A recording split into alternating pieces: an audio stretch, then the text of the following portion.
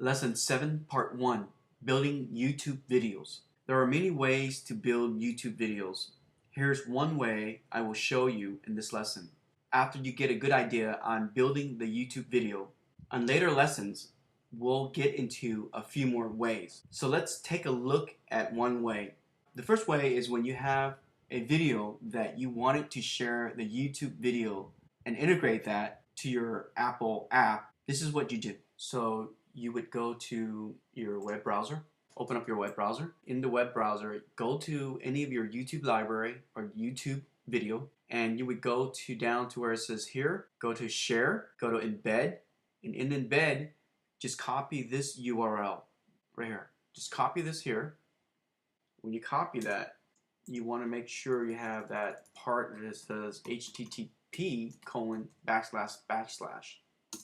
This is the embedded video that you wanted to get. So again, you just go to your video library, go to share on the tab here, go to embed and copy that URL right here, the highlighted URL.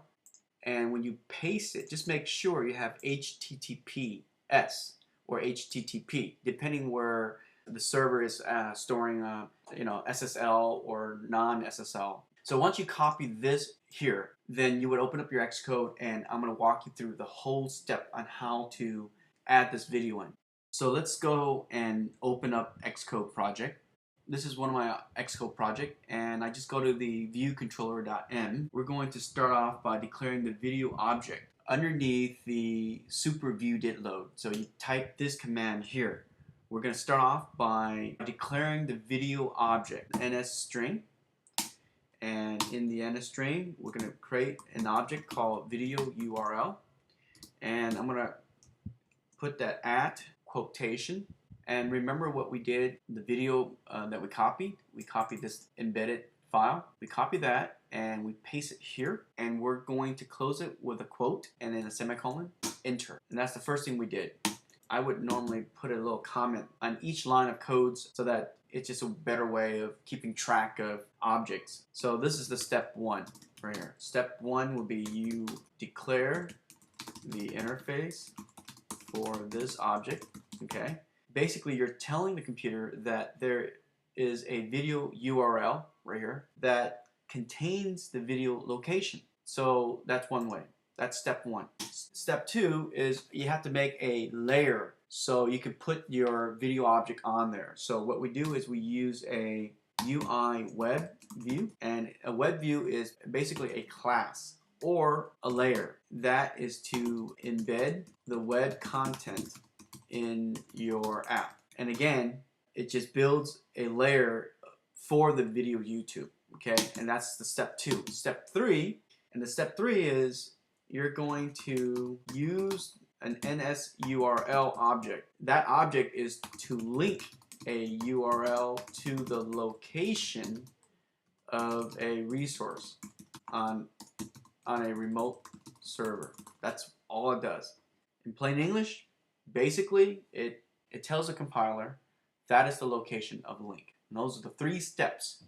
Now, step one, I already told you what to do with that. I'm going to remove these two, and I made a code snippet for that. And that code snippet is down here. I type in YouTube video, and that code snippet, I'm going to drop it right here. That's the step 2 and 3. Okay, so that is step 2, and this is the step 3.